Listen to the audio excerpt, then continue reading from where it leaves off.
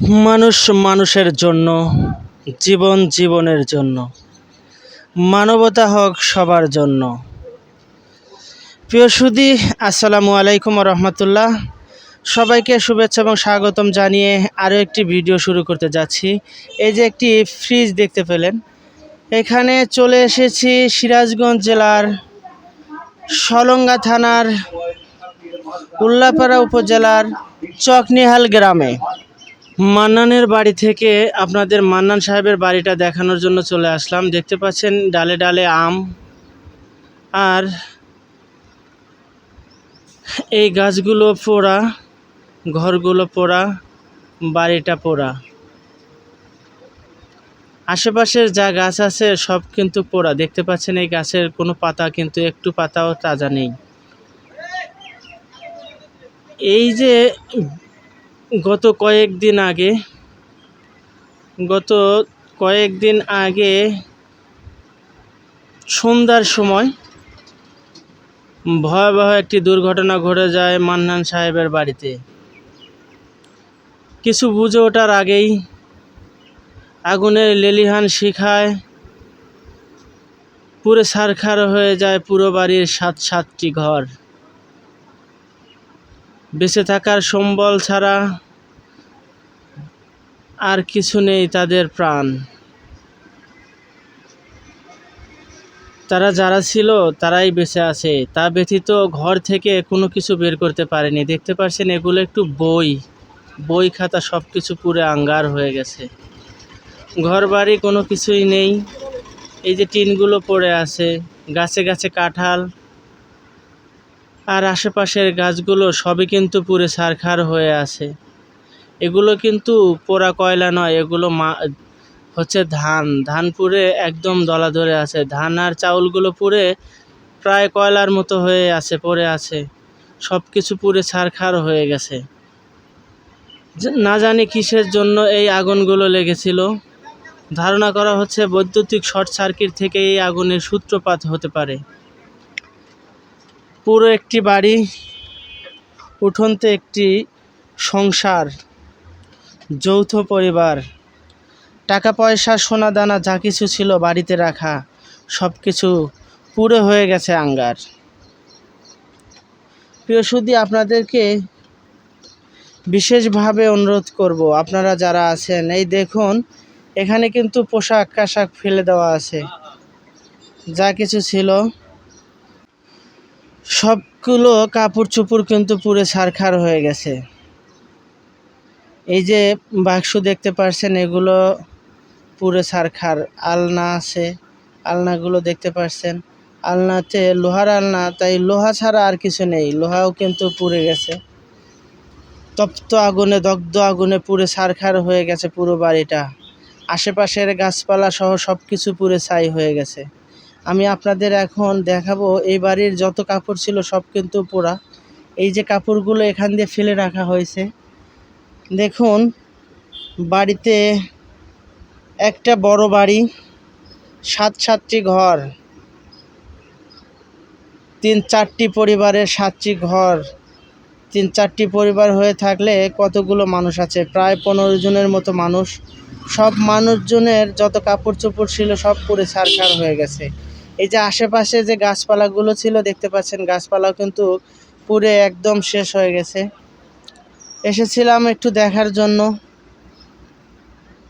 আমারই পাশের উপজেলা, পাশের ইউনিয়ন, 2 গ্রাম পাশের গ্রাম, তাই এসেছিলাম একটু দেখার জন্য। জানি কিছু করতে পারবো না, তবু তো একটু দেখতে পারবো। এই যে ড্রামগুলো দেখতে পাচ্ছেন, ড্রাম ভর্তি কিন্তু চাউল ছিল। আর এই যে গাছের কাঁঠালগুলো দেখতে পাচ্ছেন, কাঁঠালগুলো কিন্তু পুরো একদম অঙ্গার হয়ে গেছে। জাতীয় ফল কাঁঠাল, শত শত কাঁঠাল আর অনেক আম সব পুরো ছারখার। এই যে ড্রামটা, এই ড্রামে চাল রাখা ছিল, চালগুলোও কিন্তু পুরো শেষ হয়ে গিয়েছিল। একটা চাউলও নেই, সবগুলো পুরো একদম ছারখার। প্রিয় সুধী, সবার জন্য শুভকামনা রইল। আর এই দেখুন দেখতে পাচ্ছেন তো বাক্সুর ভিতরে কোনো কিছু নেই, একদম সব কিছু শেষ। আল্লাহ যেন সবাইকে সুস্থ সহি সালামতে থাকার মতো তৌফিক দান করেন। আমি কিন্তু দেখানোর জন্য চেষ্টা করতেছি এই বাড়িতে কি পরিমাণ ক্ষয়ক্ষতি হয়েছে। আর হৃদয়বান ব্যক্তিদের কাছে একটাই অনুরোধ, আপনারা যদি পারেন এই বাড়িওয়ালার পাশে এসে দাঁড়ান। অসীম দয়ালু আল্লাহ পাকের ইচ্ছাতে আপনি যদি একটু এই বাড়িওয়ালার পাশে দাঁড়ান, তাহলে হয়তো এই বাড়িওয়ালার অনেক উপকার হবে এই সময়। আল্লাহ কখন কাকে কোন বালা মুসিবত দিয়ে পরীক্ষা করেন একমাত্র আল্লাহ তাআলাই জানেন। এই বাড়িওয়ালারা কখনো চিন্তাও করতে পারেনি, কখনো কল্পনাও করতে পারেনি এমন একটা দিন তাদের আসবে, এমন একটা পরিস্থিতি তাদের হবে, এরকমভাবে নিঃস্ব হয়ে যেতে হবে। চোর ডাকাতে যদি লুণ্ঠন করতো তাহলে হয়তো সব কিছু নিয়ে যেতে পারতো, এরকম পথের ফকির একদম নিঃস্ব করে যেত না। তাদের পরনের শুধু 2-4টি কাপড় ছাড়া আর কোনো কিছুই ছিল না প্রিয় সুধী। আশেপাশের গাছপালাও কিন্তু পুরো ছারখার হয়ে গেছে। তাই আপনাদের কাছে অনুরোধ, আপনারা যে যাই পারেন, যেভাবে পারেন এই বাড়িওয়ালাদেরকে সাহায্য সহযোগিতা করার চেষ্টা করবেন।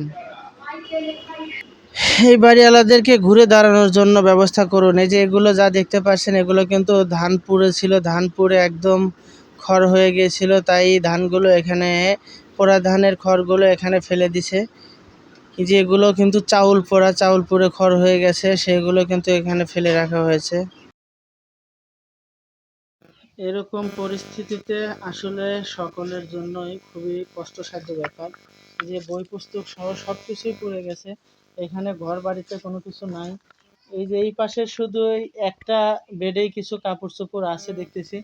এই রুমটা পুরো সব কিছু শেষ, অল্প কিছু যা আছে এগুলো ব্যবহার করার মতো না। এই যে পোড়া বাড়ির আসলে দৃশ্যগুলো বলার মতো না, তারপরে বলতে হচ্ছে। যদি আপনারা সহৃদয়বান বা একটু ভালোবাসা দিতে চান তাহলে বাড়িতে আসবেন, অবশ্যই এই বাড়িটা ভিজিট করে যাবেন এবং তাদের দুঃখ কষ্টগুলো দেখে যাবেন। তাদের কিন্তু 1 কেজি চাউল পর্যন্ত বাঁচা ছিল না যে 1 কেজি চাউল পাক করে খেতে পারবে, কিন্তু এখন এই মতো অবস্থায়ও তাদের পাশে দাঁড়ানোর মতো কেউ নাই।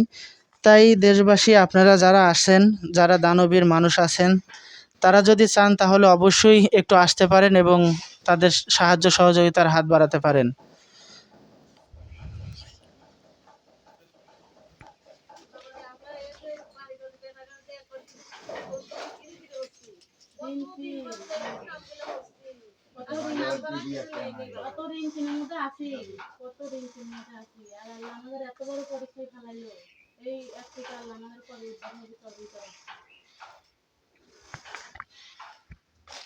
আর একটা জিনিস সবচেয়ে বেশি খারাপ লাগে, যে গ্রামের মানুষ একজন এসে দুটো ভালো মতো কথা আবার ফের এলা সহযোগিতা হারান। এই অবস্থায় অন্তত বাঁশ কাঠ তিনটে তো বোঝাই যাবে। অবশ্যই অবশ্যই, কারণ যে আর আজ পর্যন্ত একটা মানুষ আসে কোনো খোঁজ খবর নিতেছে না যে কি খাইতেছি, কোথায় আশ্রয় নিচ্ছি। আপনারা যে এখন আছেন, ওইখানে আছেন, ওটা কার বাড়ি, কি হয় আপনাদের? ওর সম্পর্কে আমাদের ও, ওইটা ওই আগে পুরাতন বাড়ি ছিলেন? মানে ওটা আমার হচ্ছে চাচা শ্বশুরের বাড়ি। চাচা শ্বশুরের বাড়ি? হ্যাঁ, ওই বাড়িতে আমরা আশ্রয় নিয়েছি। আপনাদের দেওরের বাড়ি এটা? এটা তো আপনারই বাড়ি না? আপনার শাশুড়ি? আপনারা এখানে যৌথ পরিবারে কয়জন থাকতেন? আমরা দুইজন ঘর বেড়ে দুইজন, জি। একটা মেয়ে আছে, দুটো বেটা বউ আছে, দুটো নাতি আছে। ও, দুটো বেটা। আপনার মেয়ে কয়জন? মেয়ে দুটো, একটা বিয়ে দিছি আর একটা আছে অবিয়াত। ও, অবিয়াতে পড়ালেখা করে কোথায়? ইন্টারে পড়ে। তার মানে যৌথ পরিবার, যৌথ ফ্যামিলি, এখানে যৌথ ফ্যামিলি বসবাস করতো। সবার বই খাতা সহ সবকিছু শেষ হয়ে গেছে এখানে। এই যে ওনারাও কিন্তু নিঃস্ব, বাড়িতে লোকজনও ছিল না। আর সন্ধ্যার টাইমে, যে টাইমে আগুন লাগছে সেই টাইমে আসলে কেউ ওইরকম ভাবে থাকেও না, প্রস্তুতি ছিল না। আর কেউ প্রস্তুতি নিয়ে তো আগুনের সাথে কোনো যুদ্ধও করে না। তাই আপনারা যদি চান তাহলে এই পরিবারটাকে একটু ঘুরে দাঁড়ান করানো সম্ভব। তাই দয়া করে একটু ঘুরে দাঁড় করানোর ব্যবস্থা করবেন আশা করি। টাকা পয়সাও ছিল তো, কিছু নগদ টাকা ছিল, সব পুড়ে গেছে, কাগজপাতি সব শেষ। আমার গহনা ছিল, মানে সিম্পল কিছু গহনা, ওইগুলো তো আর বের করতে পারিনি। আমার মেয়ে তো আছিল মালা চুড়ি হাতের এগুলো আংটি সোনার চেন মেন ব্যাগ কি গেছে সব পুড়ে গেছে। ও যা বিয়ে কিছু বিয়ে ছিল, করার জন্য কিছু পায় ও মেয়ে বিয়ে দেওয়ার জন্য যা কিছু গোছা রাখছিলেন সব কিছু পুড়ে ছাই। খেতা কাপড় বাবা সাজের খেতা বিছনা চাদর আবি যাবি কত কিছু গোছাতে বাক্সের মধ্যে ব্যাগ শেষ একবারে তো গোছা তো বিয়ে দেওয়া যায় না বাবা এই যে না না না, গরিব মানুষ একবারে করা কিন্তু সম্ভব না। হ্যাঁ, গরিব মানুষের একবারে সম্ভব না, যার কারণে এই যে করছিলেন কিন্তু আল্লাহ পাক রাখতে দেয় নাই। এই মুরব্বী আসেন তো, এই বাড়ির ঠিকানাটা সম্পূর্ণ একটু ভালো করে বলেন তো। এদিকে আসেন একটু বাবা, এদিকে আসেন। সমস্যা নাই, এখানে খালি বললে আপনি বললে পারি হবে। ওনার নাম কি? এই বাড়ির যে মুরব্বী গার্জিয়ানের নাম কি? মান্নান। এই বাড়িওয়ালার নাম হচ্ছে আব্দুল মান্নান। এনার ঠিকানাটা বলেন তো, কোন গ্রাম, বাড়ি কোন গ্রাম? চকনিয়াল। চকনিয়াল। এনার থানা? থানা হলো উল্লাপাড়া। থানা সলঙ্গা, উপজেলা উল্লাপাড়া, জেলা সিরাজগঞ্জ, তাই তো? ঠিক আছে, আল্লাহ ভরসা, দেখা যাক। আসছি, ঘুরে যাই। আল্লাহ যদি কোনো কিছু করার তৌফিক দান করে, আপনাদের মুখে হাসি ফুটাতে যদি পারি, আল্লাহ ভরসা দেখি। করেন আমরা খুব খুশি হব, কারণ আপনি কারো ঋণ আমরা দিতে পারবো না, কারণ আমরা তো অসহায়, সবকিছু হারিয়ে নিঃস্ব হয়ে গেছি। ওকে, ধন্যবাদ ভাই, আমি দেখি, আল্লাহ ভরসা। আল্লাহ হাফেজ, আসসালামু আলাইকুম।